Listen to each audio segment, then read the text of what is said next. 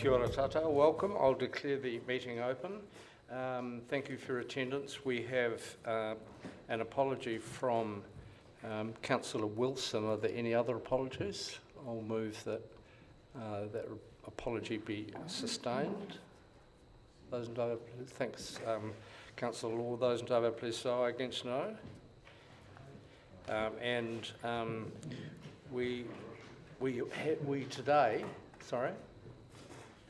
We today do have a public forum, and I'd ask Ms. Gotham, Mr. Campbell and Mr. Ferrer, who I think are all here, if they're ready to come up to the table and talk to us.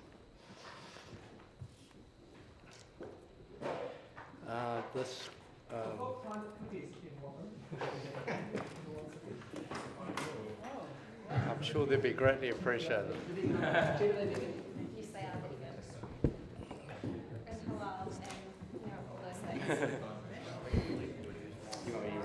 Thank you.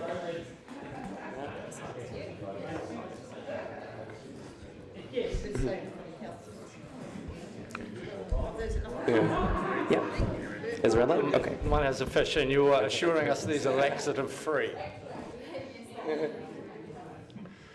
Kia ora, everybody. My name is Joshua Farrar, and I'm a member of Generation Zero Dunedin.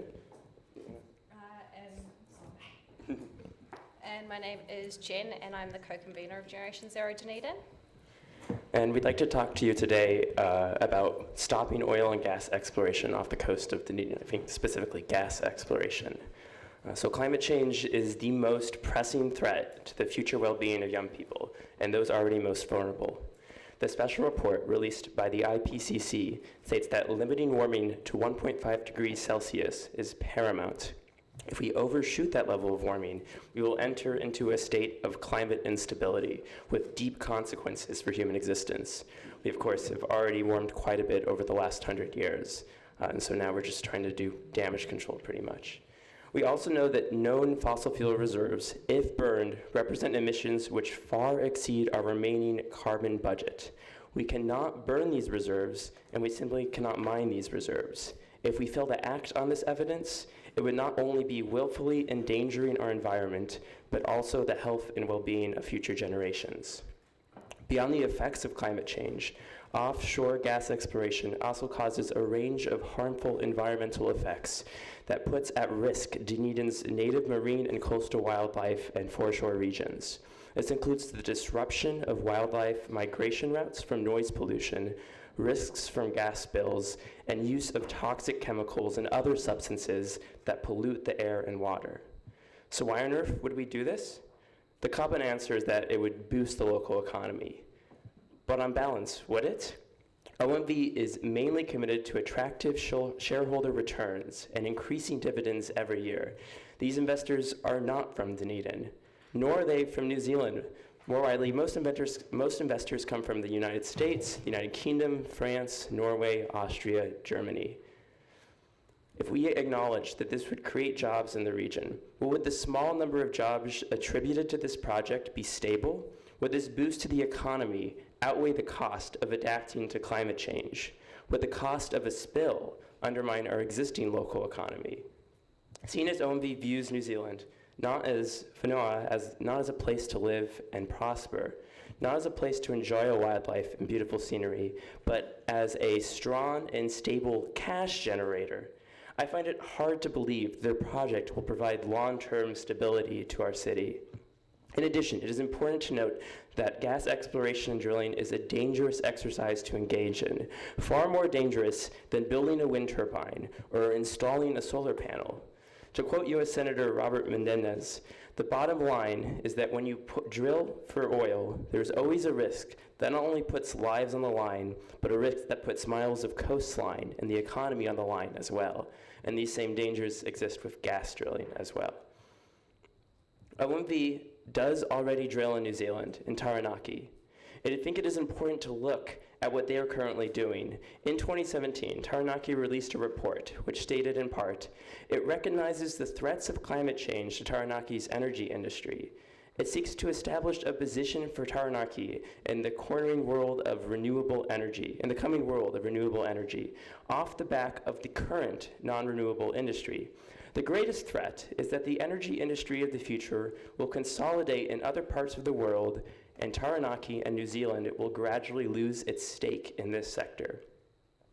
Given this, why would we invest in an energy source that has such a limited lifespan, whose consequences clearly outweigh its benefits? Why not start with the energy of the future? Why not encourage and invest in solar and wind? We encourage you to act upon your commitment to reducing carbon emissions and oppose the proposed drilling and exploration off the coast of Otago. We need action, and we need it now. We want you to write to Minister Megan Woods in opposition to this activity, to submit in opposition to the marine discharge consent, and to take any further substantive tasks necessary to stop this from happening. Each of you were given a cookie at the start. Each has a symbol of something we value that the proposed project would or could jeopardize: our climate, our long-term security and safety, the fish, dolphins, birds, and other animals which call this area home, our clean beaches, our homes at risk because of sea level rise and increased flooding, our opportunity to experience our unique wildlife through things such as the Monarch Wildlife Tours and the Tarawera Head, home to the world's only mainland royal albatross colony, and our future. We encourage you to think about these over the coming weeks and whether they are worth giving up for OMV. We would also like the Council to instruct staff to investigate the risks associated with this project moving forward and what further steps can be taken to stop OMV drilling on our shores. While you are doing this, we will be collecting signatures on our petition and doing further research of our own, which we will bring back to you at the meeting where OMV has an opportunity to have their say. Thank you for your time. Thank you. Jean, are you going to make some submissions as well? I was just going to take questions if you have That's any. fine. Just before we go to questions then, can I ask you please, can you make sure that your submission is made available to us? Yes, it will be emailed to the government officer. All right, councillors, questions? Councillor Gary. Thank you for your submission. I wanted to know if you were aware that the Mayor wrote to the Prime Minister and relevant ministers to restate this council's position on oil and gas exploration, and that was a letter that went yesterday. Yes, we are. We would like the entire council, yes, we are, but we would also like the entire council to write a letter, so it's not just from the Mayor, but a consensus of the council. And in terms of thinking globally and acting locally, you've covered some of the things that you would like us to do. How do you think the people you interact with view what council has or has not done? Do you think that they know what our commitment is and what we've done to date in this area? I think that's an important question. So I think that council have made a number of really progressive steps that our city should be proud of. I wonder whether sometimes there is a miscommunication or a lack of effective communication with city members and city residents. Councillor O'Malley. Thanks very much for your submission. It's a related question, and that is that currently most of our targets for carbon zero are centred around 2050 as a completion date. Do you think that's a reasonably close date, or what do you think about the idea of bringing those dates in closer to, say, 2040 or 2035? So I think that's a really important thing. So as you know, the Zero Carbon Act, which we have been pushing for the past 3 years, does have that 2050 date in it. But we also would like it put in legislation for it to be scaled back to recognise that the science around this is developing. We don't know the constant feedback loops that are potentially going to make things a whole lot worse, a whole lot quicker. and we need to be reactive. That means that we need to take these actions now, and then we need to constantly review our targets to make sure that we are making our planet livable for future generations. Thank you. Further questions? There appear to be none. Can I thank you for the effort that you've put into this presentation and also the other work that you are doing in many fronts with the city. Thank you very much for that, and your involvement is not only welcome, it's essential. Thank you very much. Thank you Thank so you. much. If you would email that to us, that would be really good. Thank you very much. All right, that goes to item 3, the confirmation of the agenda. I'll move that we confirm the agenda with the following alteration in regard to Standing Order 2.1, that option C be adopted in relation to moving and seconding and speaking to amendments. That's seconded by Councillor Newell. Those in favour, please say aye. Aye. Against, no. That's agreed.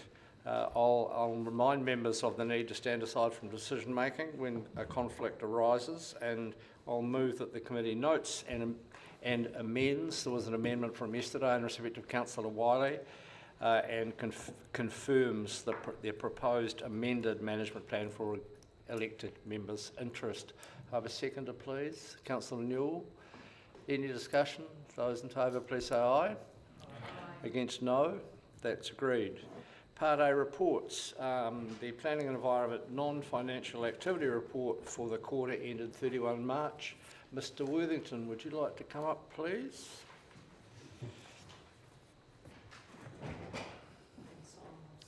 And Mr Pickford.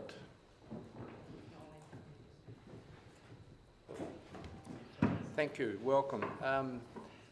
Does either of you want to make any comments about this report prior to questions?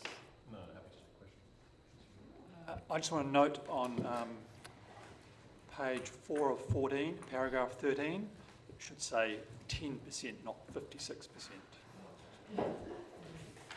Significant difference.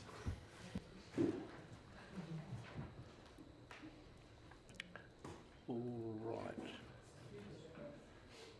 I have a question. Is that clear? Did everyone get that?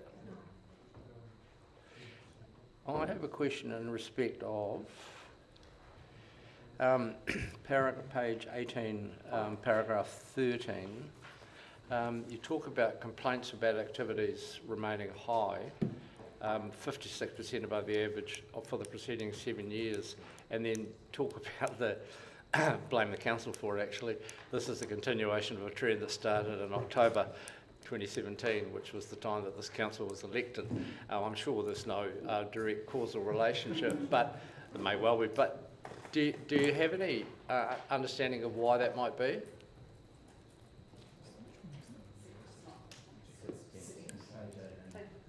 Paragraph 13. So can you repeat the question? You want me to repeat the question? Yes, please. You talk about complaints about activities remaining high, and at the end of March the total was 56% above the average in the preceding 7 years, and that was a continuation of the trend that started in October 2017, which was the time that this council was elected. I'm sure you're not suggesting any causal relationship, or perhaps you are. This government, not this council. No, it's nothing to do with the council, I don't believe. We don't really have an explanation for the why. There was a trend started in October, and it's been sustained for some unknown reason. Okay. I've thought about it for quite a bit, but don't have an answer. I do wonder, around about that time we increased our focus on monitoring and compliance and resourced Might that be. area slightly more. Might be. So it may be that we're a victim of our own success, Okay. but there was a trend that was developing, which is why we resourced it. So Okay. All right, another question in respect of paragraph 15 on page 19. That last line of 15, it's not accurate, is it? It's not a time to book an inspection, it's a time for the inspection to happen, I assume. Yes, apologies, that's correct. That's fine. Yeah.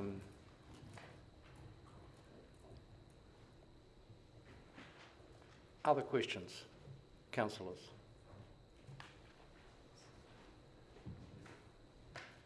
Councillor Lord. Yeah, look, on the building consents on page 19, the top graph, there's a real spike in the value of consents July 2016. Was that something just skewed like the dental school or something like that, the school's that, or was it? It's usually something, a large commercial consent that's come in, so it may have been something around the dental school, but those kind of spikes are caused by usually large commercials as opposed to a residential build. Yeah, okay, thank you. Further questions, Councillor Elder? Just looking at, thank you, Chair. Just looking at satisfaction with look and feel of city, and that's down 7%. Is there any kind of anecdotal feedback about what that might be in the satisfaction survey? Page 16, overall look and feel of city, paragraph 8.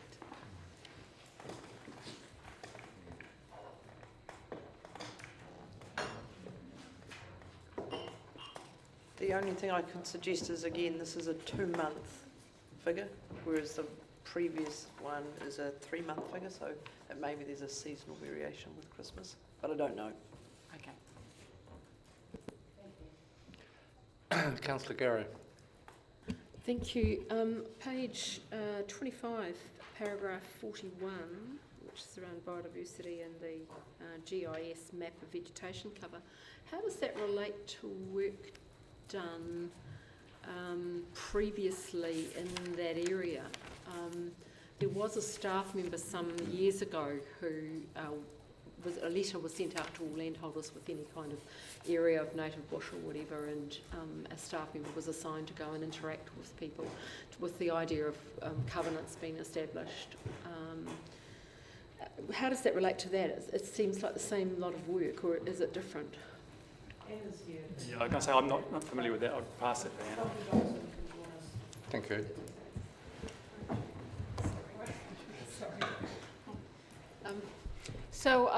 That work was a line item funded bit of research that got added to the budget, and it is a detailed vegetation mapping project.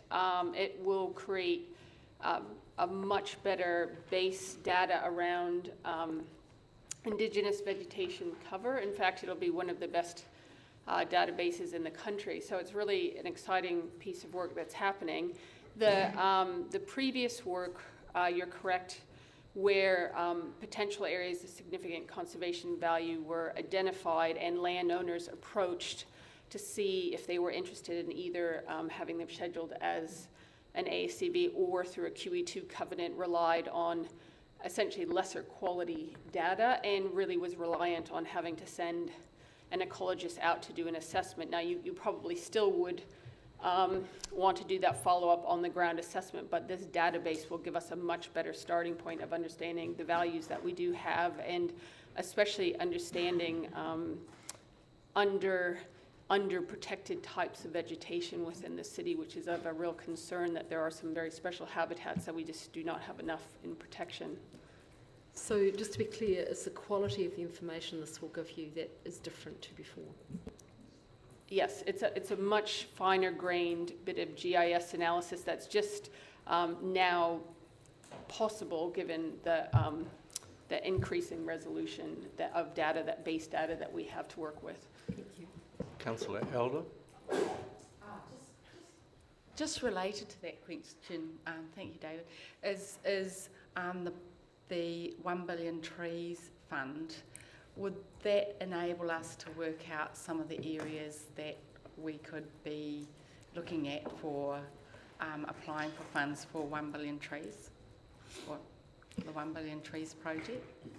I'm sorry, I probably can't provide any assistance in that area. I just don't know enough about that project to be able to answer that question confidently, but I can certainly ask Richard Ewens, our biodiversity advisor, to get that information to you at another time. Yeah. Thank you. Further Thank question? you. There appearing to be none. I'll move that we note the non-financial activity report, but not the second part of that motion, because I'd like to take the opportunity of getting Dr. Whamara up to talk to the heritage issues if there are any. Can I have a seconder for that? Councillor Hawkins, any discussion? Those in favour, please say aye. Aye. Against, no. That's agreed. Dr. Whamara, if you could come up, because we haven't yet been able to interrogate you about anything since you joined us. And I'd like to take the opportunity of welcoming you formally to your first committee meeting, but also noting in doing so that you've more than got your feet under the table and your involvement in the activities of the council and with the Heritage Fund in this particular instance are more than welcome, and we are very appreciative of your service. Now, councillors, we have an attachment which is later than it should have been, which was entirely my fault because I promised it to you for the last committee round and then it omitted to ask staff to include it. But I think it's appropriate that you can see what's happened in the last rounds of funding from the committee. And I wonder if you have any questions. These are grants that have been successful in one way or another. And those that have been rejected by the committee or are still under consideration aren't listed, of course. Does anyone have a question in respect of that appendix? Everyone is happy? That's how we like it. Well, I'll then move that we note that in Heritage Fund's grant attachment A that's been provided as part of the reporting. Councillor Hawkins seconds. Those in favour, please say aye. Aye. Against, no. That's agreed. Thank you very much. That takes us to item 6, the business land capacity assessment. Mr. Stocker and Dr. Johnson. Greetings. Now, would you like to make any, this is the second time we've traversed this area, of course, in this forum. Do you want to make any introductory comments or would you just like to take questions? Happy to just take questions. Thank you. Well, who has questions, councillors? Councillor O'Malley. Thanks very much for your report. It's just really over your general growth of employment figure, which I think top of my head is like 5.1 or 2% over the next 30 years. How does that match with the current population increases of around about 1 to 2% per annum going right now? So if you did that cumulatively, you'd expect about a 30% increase in population. How do the two figures relate, please? Yeah, so they're different pieces of analyses, but we have compared them. So that the 1.9% that we're currently seeing of population growth is not projected to last too much longer based on our current population projections. They're very short term. Going into the medium and longer term, they're expected to slow down and actually plateau. So we're supposed to see very little population growth in the 20 to 30 year time frame. That population growth is also mostly expected or entirely expected to be in the 65 plus age bracket. So we've also overlain our projected population growth figures with labour force participation rate projections that the central government have put out. And based on that analysis, it actually looks like our labour force may actually decline slightly over the next 30 years if our population projections prove true, which means that the slight increase in employment rate in the business land capacity assessment is almost a bit nice, a bit higher than perhaps it should be. But there's also issues which are hard to resolve in terms of population growth boosts business growth and business growth boosts population growth, so it's hard to actually nail those down precisely. I was actually just going to continue with that. It's just, I was of the impression, maybe I'm wrong, that of that growth that occurred in the last 2 years, there was a significant number of people under the age of 40 that were in that immigration group. So what are your assumptions that are assuming that the growth will slow down and that the growth will effectively be made up of old people? Other than obviously people are going to get older. Other than that assumption, what is the underlying assumption that the growth of population will go down? So the population projections that we've used were developed by Rationale for council a couple of years ago. They're included in the long-term plan, and they're based on the Statistics New Zealand population growth projections. So I can't entirely speak to that work, but I do understand that currently we have high population growth because of net migration being high, and when net migration is high, it's often for the younger age groups, which is why we're seeing a lot of population growth at the moment being much younger. As migration growth is supposed to slow down at a national level, the impact of the ageing population becomes more significant of a proportion of our population growth. And I assume then that in your model there's no assumption that Dunedin will become a more attractive city to live in relative to the other cities. There's always, I think it will, there's always an inclination for councils to be a bit too optimistic in their projections, and getting consultancies to do our projections for us, they often will come back to us and potentially point out whether we're being a bit too optimistic in our forecasts of the future. And those are independent and well-reasoned analyses that we're getting. We are also currently working on another project to get new population forecasts. I do feel like our current ones are probably a bit low. They were developed at a time where we weren't seeing the level of optimism in how Dunedin's going and our future that we're seeing now. So that new project may actually see our population projections go up, and if we do get new population projections and they're higher, we will feed them back into this work and our housing capacity assessment and work out the consequences of that. Thank you. Councillor Elder. Just going on from that, and actually probably you've answered my question to some degree, is that the current government was trying to slow down inward migration, but in fact it's presently travelling at about 60,000 and looks to be carrying on that way. And so that was my question, was what are we doing about those? We thought it was going to come down, but it doesn't seem to be right now. So there's a new way of estimating net migration instead of being based on what people say they plan to do when they enter or leave the country. It's based on what similar people have done to those people in the past. So it's a new way that Statistics New Zealand measure migration, which is creating some uncertainty in how much net migration, how many people are leaving, how many people are coming. We're really not entirely sure. The 2018 census data will be very useful for that. But I think in terms of what we're doing about that, we're constantly monitoring the situation so that we're on top of any changes and we're not being too reactive. And the other statistic that's quite interesting related to housing is the growth in tourism and how much accommodations that is taking in the city. So are you factoring in those in that kind of calculation about future? I believe so. So our population projections that we got Rationale to do, they also include household and dwelling projections, and they do show an increasing vacancy rate of dwellings over time, which is what you'd expect if we saw more Airbnbs than we have at present. I do believe that is factored in. Okay, thank you. Thank you for that. Councillor Hawkins.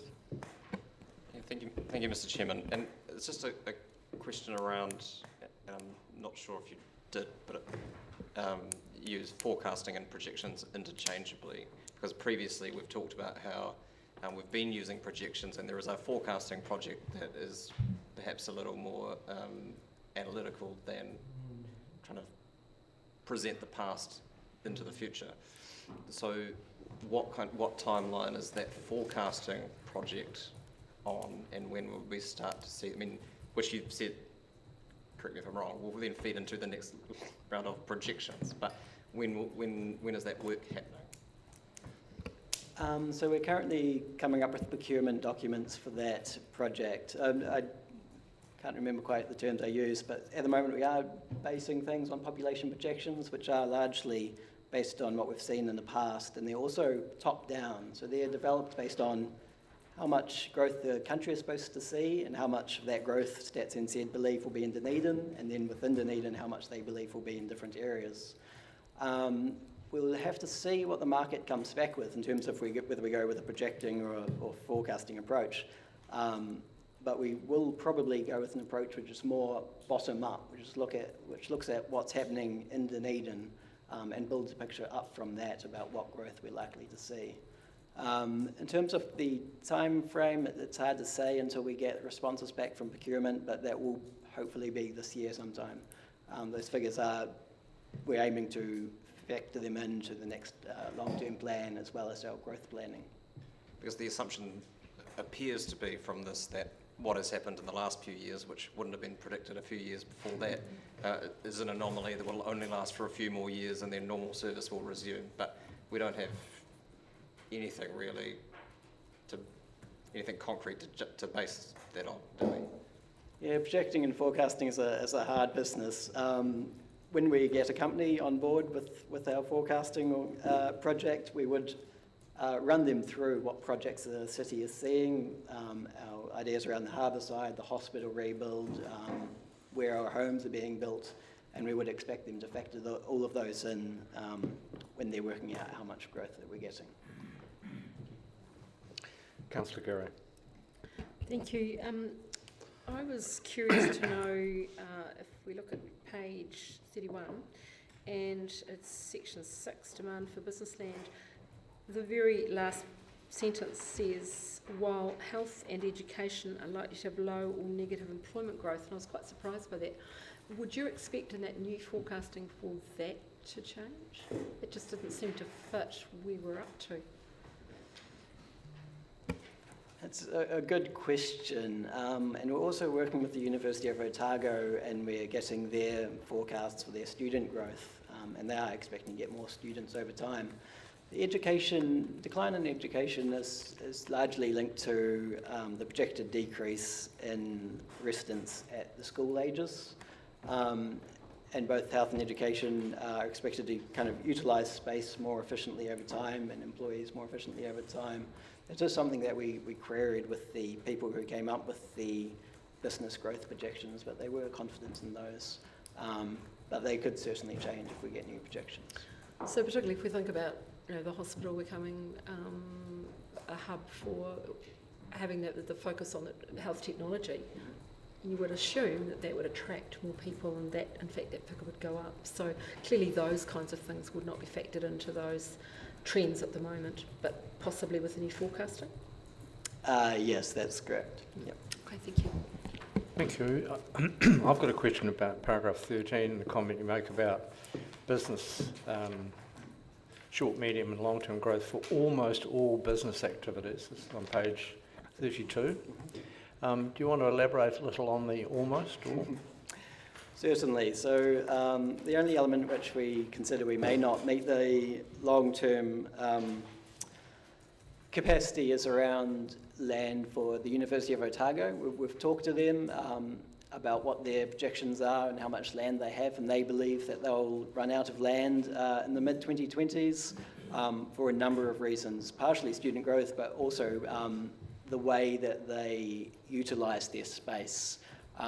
They may need to replace some buildings. They're preferring shorter buildings with larger footprints and things like that, which means that they may need more space. So we're going to have some more conversations with them, with the university about to get more detail around that and how we may enable it if necessary. And it's not inconceivable that some of the space yielded as part of the current hospital build, when the current hospital build is in place, will be usable, or that the university will have an interest in some of that. Quite possible. Okay. Councillor Elder. Thank you, Chair. Just a couple of questions related to government departments, really, and that is the capacity for large-scale sort of things like MSD will be looking for another space for their central city. work and income office, and also ACC is looking at increasing the numbers. The capacity for a larger kind of organisation like that, especially government department, in the kind of plan. Yeah, we haven't looked, our capacity isn't as detailed as looking at the particular needs of particular sectors. It does identify that we have enough capacity overall, so we should be fine. There's quite a lot of capacity in the 2GP to build higher buildings and build in the CBD. Whether there's land that meets the particular requirements would need a closer look. Thank you. Councillor Wiley. Thank you. Would you consider there's going to be greater density in the centre city area and higher buildings or taller buildings?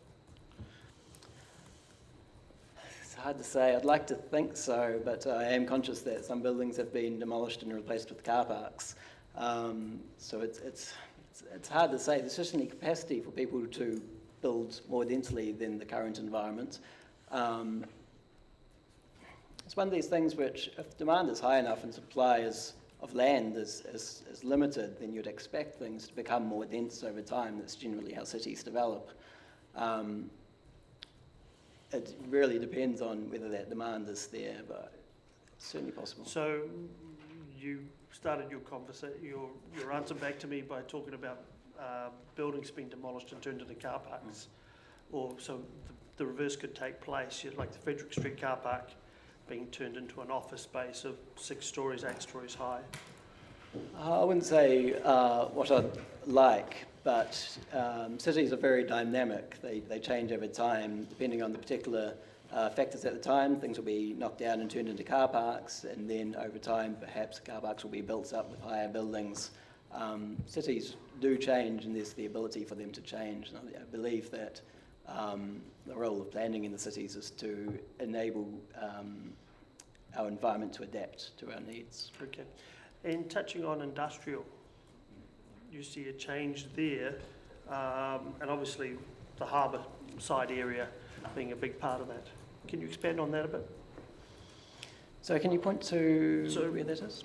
So for example, I'm looking at Appendix 3, business land distribution under the 2GP.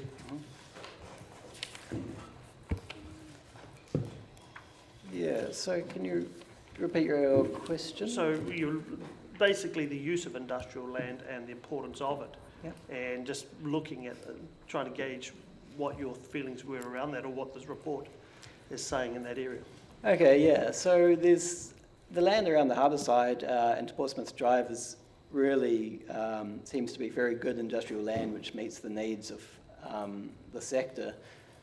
There's some need for growth. There's demand for additional industrial land. The bulk of our supply or our capacity for industrial land is in Mossgiel, and whether that suits all uses or not probably doesn't. It will suit some. Potentially something we need to keep an eye on. Okay. A question for Anna, and whether she can answer it or not is I'm okay with. This obviously come out after 2GP. How does it link together? Well, I guess it gives, this report in particular gives us comfort that what's been provided through the 2GP will be adequate. You know, to get back to your earlier question about the difference between what's enabled through a plan and what might happen in reality, there's obviously and emphasizing Nathan's point that the plan's role is to enable things to happen and obviously to manage things that may cause effects. The plan enables quite a bit of capacity, but perhaps one of the reasons that we haven't been seeing a lot of high-rise buildings being built, it's not uncommon in New Zealand. New Zealand's not a great builder of high-rise buildings in a lot of places, and possibly it's about the workforce and the experience of the people working in the city with that type of development, and a little bit the confidence of the people with the finances behind the development. However, it is a little bit of a critical mass thing that once it starts to happen and you start to get that experience and that workforce that has those skills and some people prove the economic model, much like has happened in the warehouse precinct, where it took a few brave developers to prove the economic model that went behind some of those early developments and conversions there. I think that once the ball starts rolling, it will go, and I think there are some great opportunities in the city with the hospital rebuild to get that workforce in the city, to get those skills and to show how it can be done. So the plan's role really is to enable that to happen and to follow. So I think the plan does that. It does set us up to a future, but there are other aspects that need to follow in terms of the development community and helping them and assisting them to take the plunge, so it is in terms of some of these developments that are enabled through the plan. Thank you. Councillor Hawkins.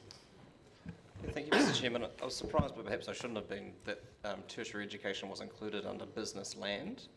Is that something that's prescribed by the MFE framework? We don't talk about high schools and primary schools, for example, but is this something that is prescribed that we have to consider as part of this, or is it something that we have chosen to, given their significance as an employer, if not a business?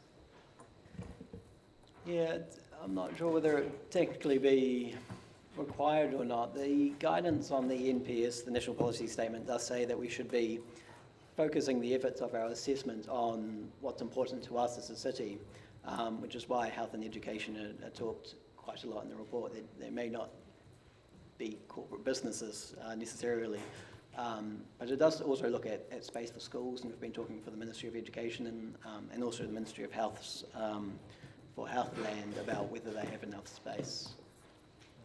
Thank you, Councillor Vandervis. Thank you for this report. Just wondering if you'd considered any reclamation options for land. So the assessment of capacity is based on what's enabled by the 2GP as it stands at the moment, and it doesn't look, the report doesn't include any consideration of reclamation. Thank you. Further questions? There appear to be none. Would someone like to move the noting? Councillor Hawkins moving the noting of the report, seconded Councillor Newell. Further discussion? I'll put it. Those in favour, please say aye. Aye. Against, no. That's agreed. That takes us, thank you, you two. That takes us to item 7. And can I ask Catherine Ward and Richard Saunders to come up to speak to the report? And just before you begin, can I make the second formal welcome of the day?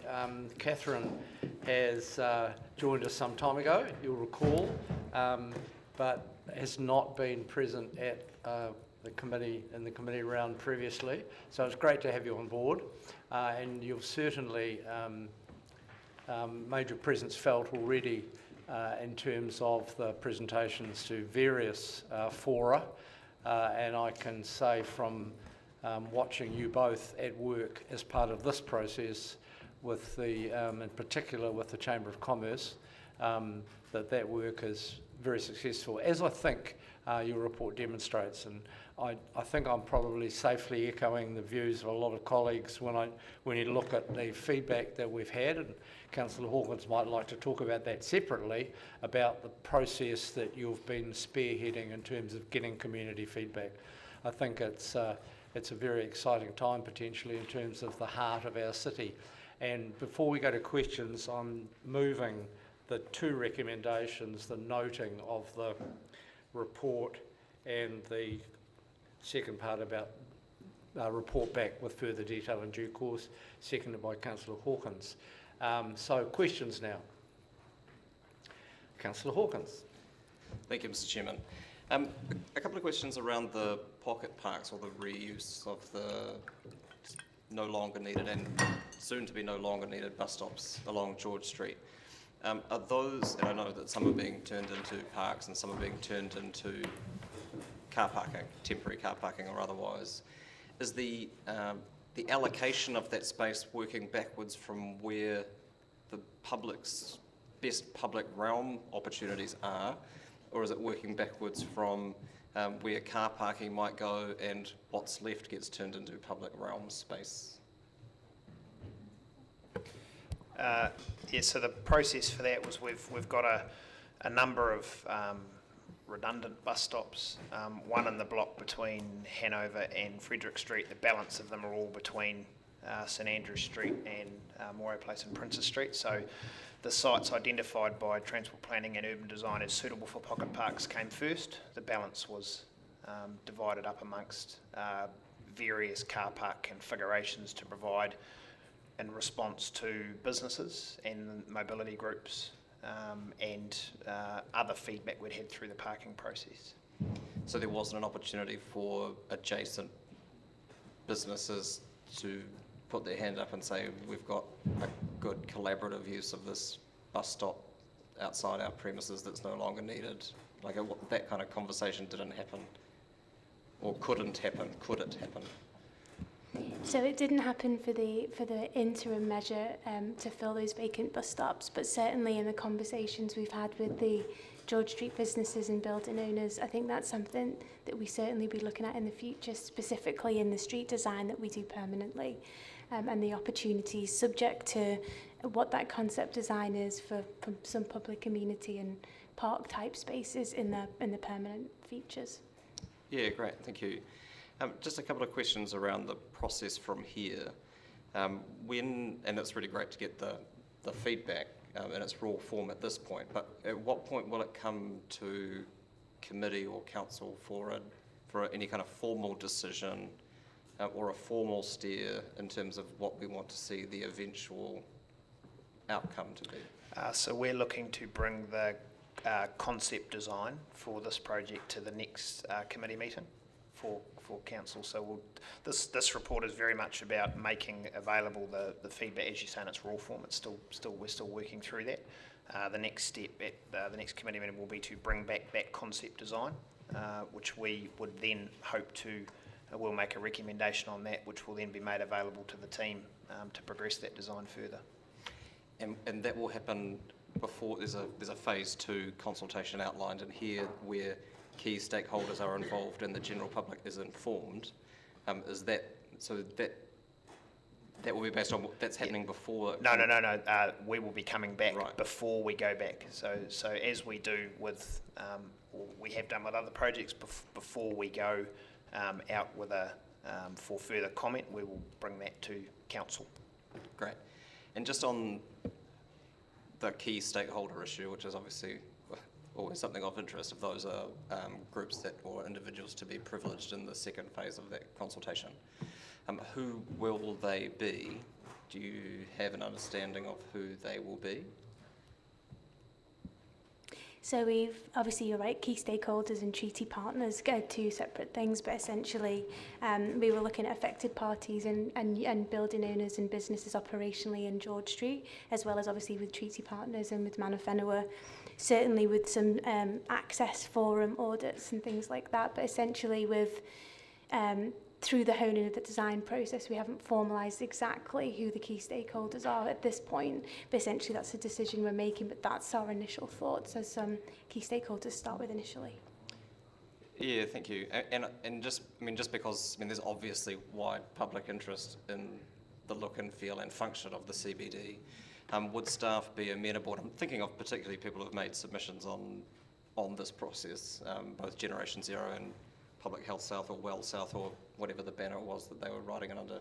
Would staff have issues with those two groups in particular being involved as part of that? Great, thank you. I think it's fair to say that they may well need to be involved in the case of Generation Zero to the other advisory group that we already have in place, that you recall. I've realised that I was remiss in not offering you the opportunity to talk to the report before we started on the interrogation. We've covered some of that now. Do you want to make some other general comments before we go back to questions, or we'll box on? Further questions, councillors? Sorry, just one clarification on Aaron's question. So the concept design we bring back will be very much a two-dimensional design based on how we believe we should be allocating the space within the streets. It won't be a level of detail that will come later in the design process around the details of the fittings and lights and other things. So that's the stages we're working through. Yeah. Councillor O'Malley. Thanks very much for this report. My question relates to, as we go through the consulting period, what's your opinion of the ability to potentially trial out some of this stuff before we did it? So temporary road closures or temporary traffic issues, effectively. I think that's really important.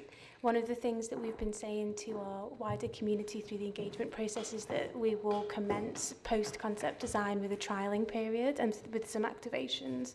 So we know to make certain types of street layouts possible, we need to activate those spaces. But in light of all of the other huge major projects that are going on across the city, we need to be able to see where the heat spots are based on proposed changes and the bold change that this report identifies. So trialling is definitely a good thing. So now my question now is back to the chair, I think, or staff. There was a motion put forward at the 10-year plan for funding for traffic management plans that I think Councillor Hawkins and Councillor Newell put forward, but it's spatially constrained to Lower Stewart Street and the Octagon. So is there an issue with allocating, getting money from that, or do we have to think about some sort of motion? So that's right. So there is some money set aside which will be used for what its intended purpose was within the Octagon.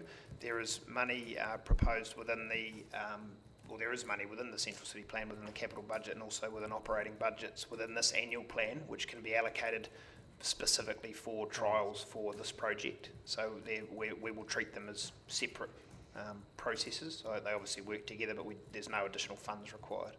So you are confident you have the funds to do that? Yep. And then my other question is around, if we're to trial these things, do we have the right bylaws for activities on the footpaths to allow commercial activity on the footpaths, or do we need to consider whether we're fit for purpose on being able to do these trials? Like, let's say, can a restaurant explore the idea of putting tables out in front of itself? Do we have the current framework to allow that activity to occur? So we know that that's been reviewed internally by staff and by Simon Pickford's department about possible changes and whether, public spaces bylaw is required, and there's further information to feed back on that at a later date, I think. Councillor Elder. Just a couple of questions. The first being, as you know, and throughout this, there's different people who are interested in parking. There's the retailers, there's people with disability and mobility problems, and also the population. What's your comment about that, and what came through, and what alternatives there might be? Look, parking did feature, as we expected it would. So there will be a need, and it would always have formed part of the project, but I guess the engagement and the feedback we got means it will need to be, we'll need to give some careful thought to it as to how the provision for parking will be laid out. We have a parking inventory within the city. We manage it in a certain way at the moment, and what we've got to do is consider ways in which we use that inventory to better provide for the users within the city, and that's balancing the needs of businesses, shoppers, staff, anyone that may visit. So that's something that the transport team are giving some consideration to, and they'll need to continue to do that right through the process. The other thing that was raised, and it came through in here, there was talk about the need or consideration to be given about parking buildings as an option. So there are a range of things that were raised, and that, as with everything, as the graphs show, right from take parking away to put more in. So there was a range across all of those topics. So that's what we're working through at the moment. Oh, thank you for that. And just a wee, I suppose, cheeky question. Given that there's little pocket parks going up and some of them won't be permanent, is there thought for Lawn Street at South Dunedin getting some of those, should they not be needed in the future? So parklets and other urban design interim measures such as lane development and all sorts of things are hot topics for the people of Dunedin after this consultation, which is exciting. But essentially it's something that we're looking at what opportunities there are across the whole of the built environment of Dunedin and dealing with them on a place-by-place assessment. Oh, thank you for that. Councillor van der Vos. Oh, sorry, just to add to that too, there are a number of cities that have done this in New Zealand recently, and who are now transitioning into permanent fixes. So we're just seeing what sort of interim measures they used in terms of infrastructure and seeing if we can potentially bring that down here, which will give us more options as well. So it is mobile. It can be used anywhere in the city once we've got it. Sounds good. Councillor van der Vos. Thank you. Given that this proposal will inevitably reduce parking availability in George Street, and given that we already have a lot of parking being forced into suburbs, the hill suburbs around, will your next proposal to us actually show where other new parks are going to be made available? The next concept design will demonstrate how we intend to manage parking within the city. Whether it will show whether we haven't got through the design process identifying whether any new parks are required yet, but it will certainly demonstrate how we intend to manage parking. I'm a bit disturbed to hear that you haven't figured out whether or not they're going to be required yet. I thought it was fairly obvious. The other thing that concerns me is that George Street currently actually facilitates a lot of north-south travel, and the one-way street system, already severely compromised by the narrowing and extra stoplights, is going to be much further compromised for at least a decade with a proposed hospital build. So given that the northern-southern transportation links are essentially going to be severed by the hospital, and that currently George Street actually does quite a bit of that function, what do you propose to do about facilitating north-south vehicle movements through the city? Yeah, you're absolutely right, Councillor. There is a lot of movement through George Street north-south at the moment. So the part of the work going on at the moment is to identify what capacity streets such as Philall Street and Great King Street could play in picking up some of those north-south movements if the concept design for George Street shows that there will be a reduction in the volume of vehicles that it can take. So that part of that, and again, part of the concept design which we are still working through is to undertake that work and have a level of confidence that the transport network can manage whatever design we come up with. And that includes the 10 years that we will have severe constrictions from hospital construction. Yeah, the traffic management plan around the hospital is something that we're considering. In terms of its relationship to the George Street project, I think the view that the project team's taking at the moment is that we need to decide on an outcome for George Street that is best for the long term, but we need to be aware of the traffic management plan that will be required to deliver the hospital project, and there are some discussions between ourselves and NZTA and the hospital on that already.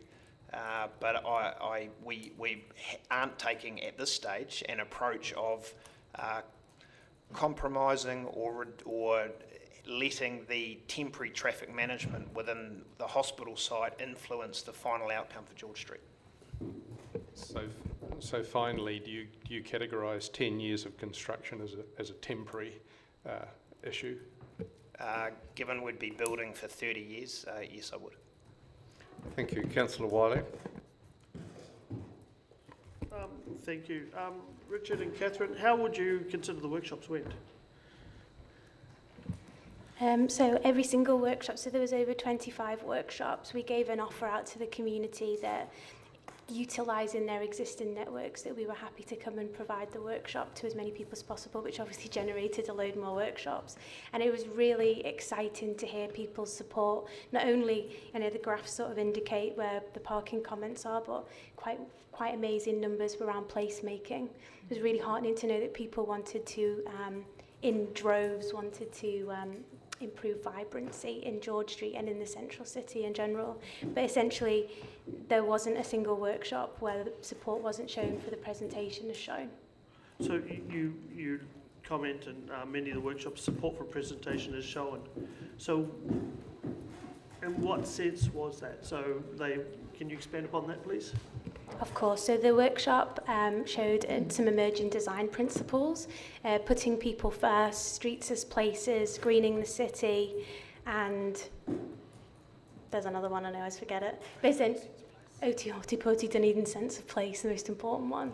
And essentially those thoughts about greening the city for the health of the city, as well as improving the pedestrian experience of George Street. The workshops and the people assembled in those workshops produced huge amounts of comments, essentially fully understanding the urban design and transport constraints of the city, found that balance and understood how all the pieces of the jigsaw puzzle got put together. But it was really heartening to see specific, very pointed support for the design principles and the typologies shown on it too. So as I go through the different feedbacks from the presentations, there's the hui with mana whenua, generally support for a presentation is shown. So that was related to that the imagery shown specifically had Western images that didn't speak to Maori. So essentially there was some discussion about embedding cultural values and design principles from mana whenua into the heart of our project, which we did immediately following that discussion. Okay. And then when I look at the Chamber of Commerce, which I attended, there is no support for presentation as shown.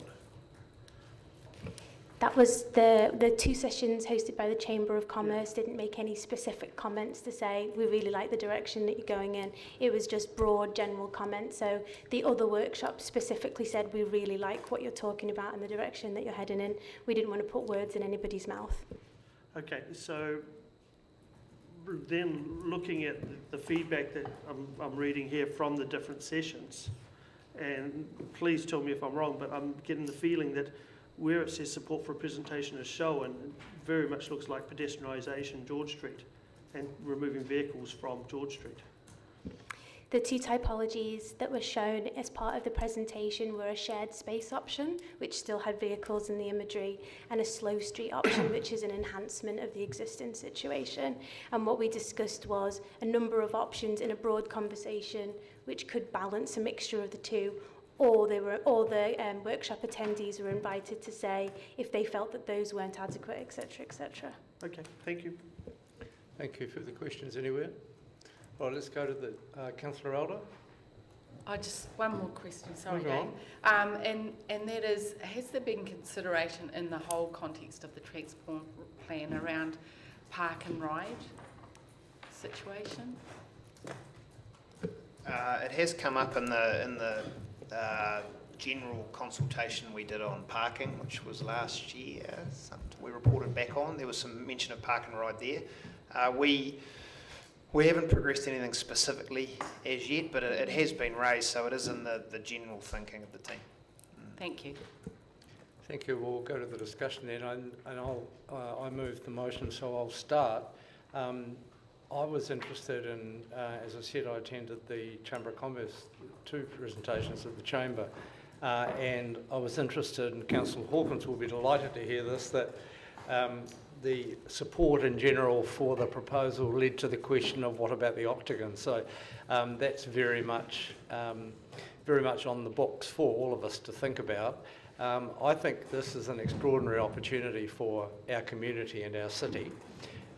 We've been very lucky in Dunedin by design and accident to have retained a compact, functional main shopping street. You know, Christchurch, you've heard me say, was destroyed by urban breakout malls in the suburbs long before the earthquake demolished the centre city. Unfortunately, we had none of that damage, nor did we have any of the rush of demolitions of the 70s and the 80s, and that's been to our amazing advantage. The hardware in the street is long overdue for attention and replacement, as is the buried infrastructure, and that leads to us having to do this. And I think the initiative that you two in particular and your team have followed in getting really extensive feedback from the community is extraordinarily positive with a view to actually making good progress. I further think that the way the ongoing process is designed, that should continue. in reading the feedback and seeing some of it at meetings, I was astonished actually by the level of support for even bolder work than was being suggested by people, and I look forward to what might come out of this. In mute testimony to the fact that it's time to do something, there's a pile of documents in front of me. They all talk about design in the city centre and associated ideas. Over the last 20 years, New Heart in our city centre, Dunedin in the year 2000 and so on. I think if ever you wanted a testimony to the fact we've been talking about it for a long time and we really do need to make some progress here, it's sitting there. Some of them have appeared because I've been forced by my wife to clean up my study. Others have appeared because the documents that exist in city planning that people have worked on for years, and I want to take the opportunity to put on record my thanks to people like Bruce Duda and Robert Tung in particular for what we have now, which was leading edge at the time, and I'm sure that whatever comes out of this process, whatever that might be, will have residents and visitors and people around other councils looking in awe at what those clever people in Dunedin have done. Further speakers? Councillor Hawkins, Councillor Garrett, Councillor Vanderbilt. Yeah, thank you, Mr. Chairman, and I'd like to extend my thanks to Ms Ward and Mr Saunders for the manner in which the engagement and consultation has been conducted around this work. It's been thorough, as the report outlines, and I think as testament to that, on a handful of occasions at an annual plan session at the university, individuals came up and thanked us for the work that staff had done, and even Councillor Vanderbilt, we're pleased to know, implored that we employ more staff to be able to do that kind of meaningful engagement work, because active and meaningful democratic consultation and engagement is human resource intensive, and I appreciate the work that's gone into that by staff in this sense. As has been outlined by the chairman and his props, there's been a lot of talking about this work over the last few years. We've done a little bit of trialling, and it's exciting to finally get to a point where we get to do some designing and doing with the city centre. There's been two, and the raw feedback is really helpful and really interesting, I think. And the two standout things for me in the feedback is the enthusiasm for more green space in the city centre and the enthusiasm for more seating. Because I think what that tells us is that there's an overwhelming sense within the community that they want George Street and our central business district to be a destination rather than a thoroughfare, which I think is helpful in terms of how it validates the direction that we've been going in. It shows strong support for a combination of slow streets and shared spaces, and I'm ambivalent about how that lands, so long as any eventual design of, for example, a slow street typology doesn't preclude us shifting that balance further towards shared spaces in future years, should that opportunity or should that demand make itself apparent. There are legitimate questions around parking and access in George Street, and it's useful to have them acknowledged as well. And I think we do need to think about how we prioritise what parking is retained for the uses that have the highest need, and particularly around mobility parking, delivery vehicles and emergency vehicles. So I think that's going to be really interesting to see how that plays out over the next little while. The feedback from public health I thought was really interesting around how we make it a family-friendly place. We know that urban design is gendered, and things like the provision of changing stations and fountains and the likes of things, the kinds of things that people need in the city centre if they are to spend considerable amounts of time in it, are helpful to be flagged up at this early point as we go into the design phase.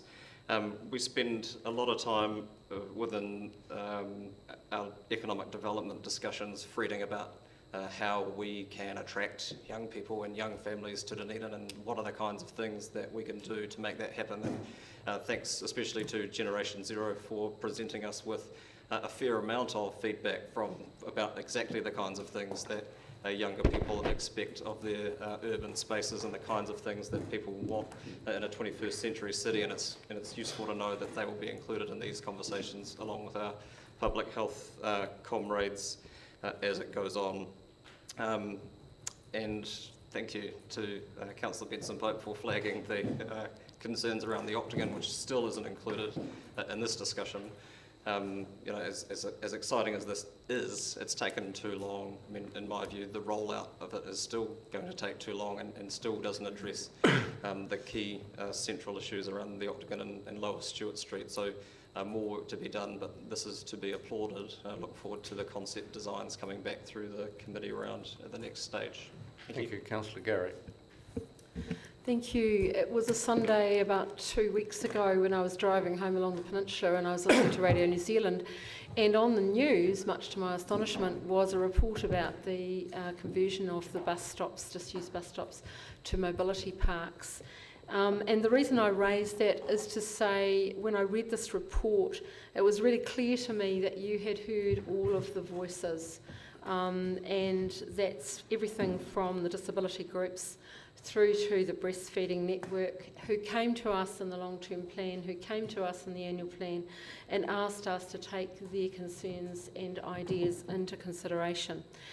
So I wanted to thank you for hearing all of the voices, and I attended a presentation. It was the Creative Collaboration Group, City of Literature Group, and when I looked at that, it really doesn't do justice to the positivity that came through after you presented, Ms Ward. And so thank you for the manner in which you've taken the community. You've taken the community with us on this journey, and that's really important on so many levels. And I think will spill over into other parts of Council's work. It's created this really positive engagement with our community. So I thank you most sincerely for that. Thank you, Councillor van der Wes. My experience of feedback on this $60 million surface treatments proposal for George Street has been entirely at variance with what has just been presented. Most of the people I speak to don't know that pedestrianisation is on the cards. They complain about increasing traffic jams, lack of parking. They have no concept even of what $60 million worth of surface treatments might even be. These, I believe, are the majority of people that I represent. They're certainly the majority of people I speak with on a day-to-day basis. And they are the reason that I have consistently voted against this $60 million spend, pretty though it may well be. The reason I voted against it is I believe we have much more urgent priorities. The priorities basically being to address debt, deferred buildings maintenance, and massively deferred drainage maintenance, despite our experiences of the 2015 floods. I accept that you can't really see pipework underground and you can't really see a lot of the infrastructure that is required to maintain our buildings, to keep things going, to keep essential services going, and that to put a whole lot of resource as a priority into surface treatments, something that's visible, is politically very tempting. I don't think that we should yield to the temptation. I think that we should use the priority. Councillor, Councillor, you're out of order actually. I've let you run a little bit, but this is not a matter of debating the allocation that's in the annual plan and in the 10-year plan. This is a motion to note the report and note the further reporting back. So you're welcome to talk about that, but you're not welcome to revisit debates that have been had several times on which decisions have been made. Thank you for getting me back on track. I appreciate it, Councillor Benson-Pope. I was referring primarily to the feedback that I have had as an elected representative, and that feedback is not in favour of an enormous surface treatment spend, as has been alluded to.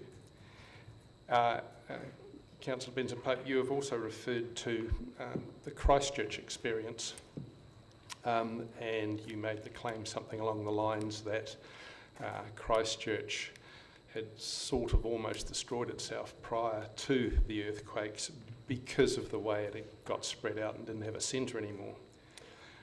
My understanding, having visited Christchurch over 40 years, is that prior to the earthquakes, it was pedestrianisation of Cathedral Square that actually destroyed the heart of Christchurch, and that if we go down a similar pedestrianisation route here, we can expect a similar result.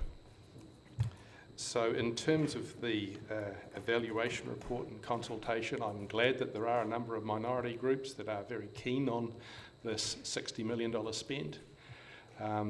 As I said, I think it's probably a nice to have, but given our enormous debt and other absolutely essential priorities, I can't bring myself to vote even for noting these two items to be consistent with having voted against the $60 million spend from the beginning. Thank you. Councillor O'Malley. I'm not going to bother explaining why I'm quite happy to note this. This is an exciting vision, I think, but it's going to have a large impact on the livability of the city, and if it's successful, it should actually result in the population increase that I still believe we're going to get, despite the opinions of people from other cities. If we do get a successful population growth, we're going to face significant issues with the movement of people.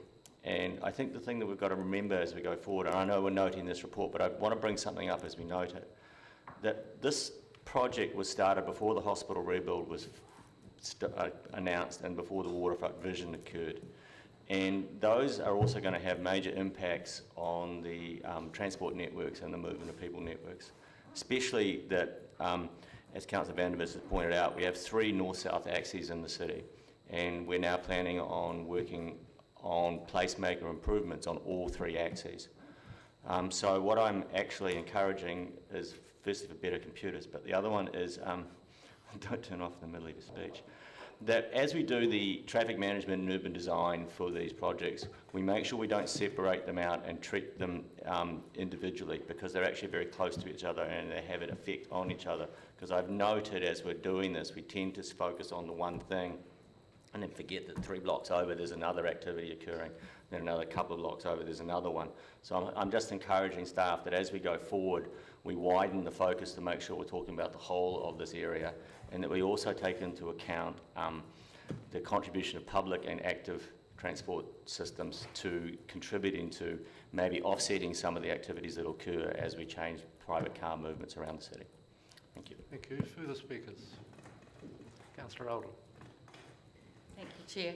I was just wanting to congratulate you on your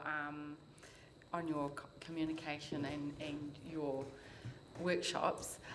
In particular, I'm really, really pleased to hear about your workshop with Tangata Whenua, because for our Māori people and for different cultures in Dunedin, it's very infrequent that they see their own culture reflected back at them in the artworks and what have you, or sculptures around the city. And to me, having pride in place is about also having pride in place and culture, and so I really want to encourage you to go down that line of Māori people seeing their own faces and their own culture reflected back at them in this city and in our streets. Thank you. Councillor Wiley. Thank you. First off, I have to congratulate you on the workshop that I attended in the Chamber of Commerce, and there was some good engagement in the room, and it did cover off quite a lot of the issues which I thought everybody in the room walked away getting a good feel for, and so I appreciate that, and it was great to see the different feedbacks from the engagement. The big thing I took out of this is that there is a lot of wide views on it, and it does sum up that we all know that the work has to be done in the area. That's the given. The work has to be done. The street has to be ripped up. There's buried infrastructure that needs to be dealt to. Then it's a case of what happens next, and I'm really fearful that this is leading to the pedestrianisation of George Street. And I'm really concerned, and I will be actively asking everyone that basically comes to me and Councillor Vandervis and others saying,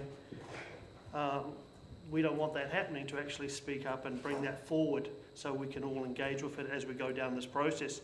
But everything I'm seeing in this report is making me quite fearful that there is going to be a pedestrianisation of George Street. Point of order, Mr Chairman. Two councillors now have raised the spectre of pedestrianisation. There's nothing in the report that speaks to that suggestion. The typologies that are discussed are slow streets and shared spaces, both which include vehicle access. So I don't think it's relevant to talk about the fear of something that isn't being proposed either by staff or by elected members. Thank you, Councillor. I'm inclined to agree with you, and I'll rule in that direction. Excuse me, Councillor, I haven't finished yet.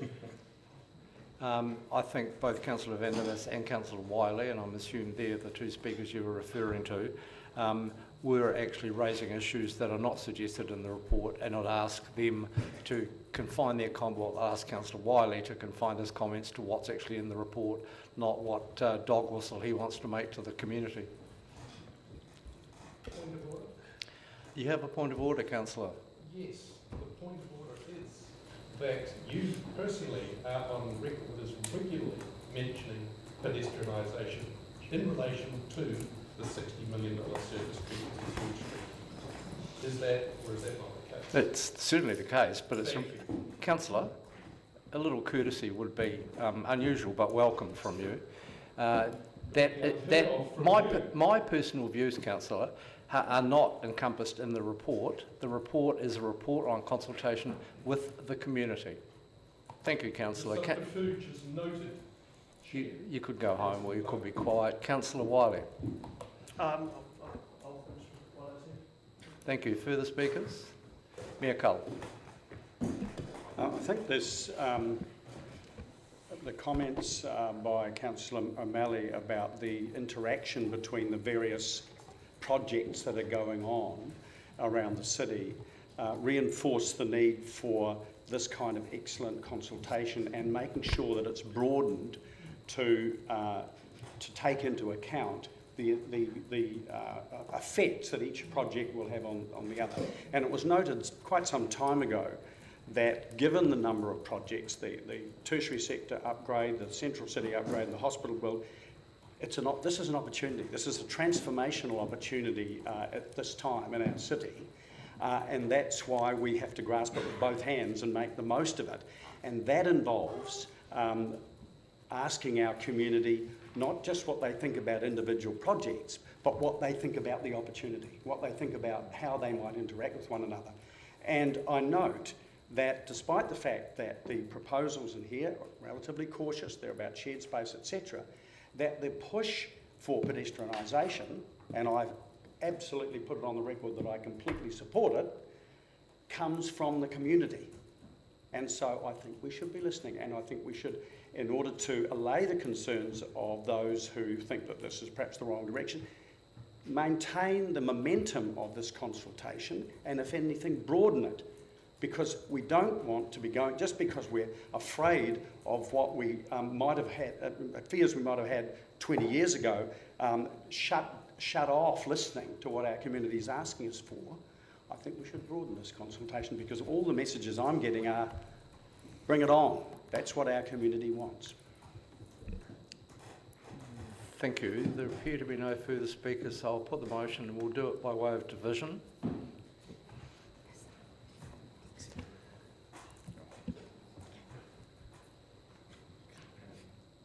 All yours.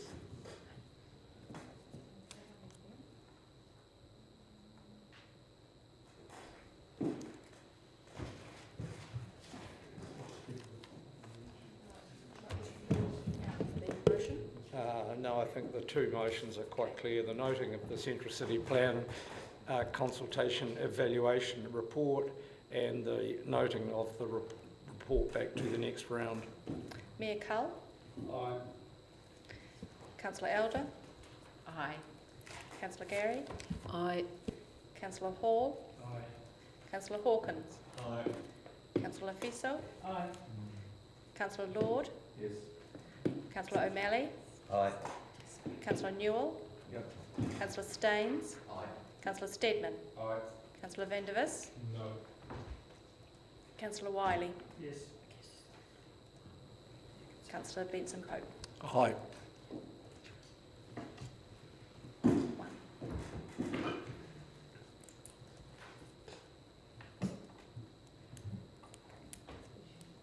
13-1. Yes. Sorry. That's carried 13-1. Thank you very much. And that takes us to the final item of the agenda, which is, thank you, Mr. Saunders and Ms. Ward, for your continued excellent work. Are there any items for consideration by the Chair? Appearing to be none, I'll close the meeting and remind you that the council meeting is next door.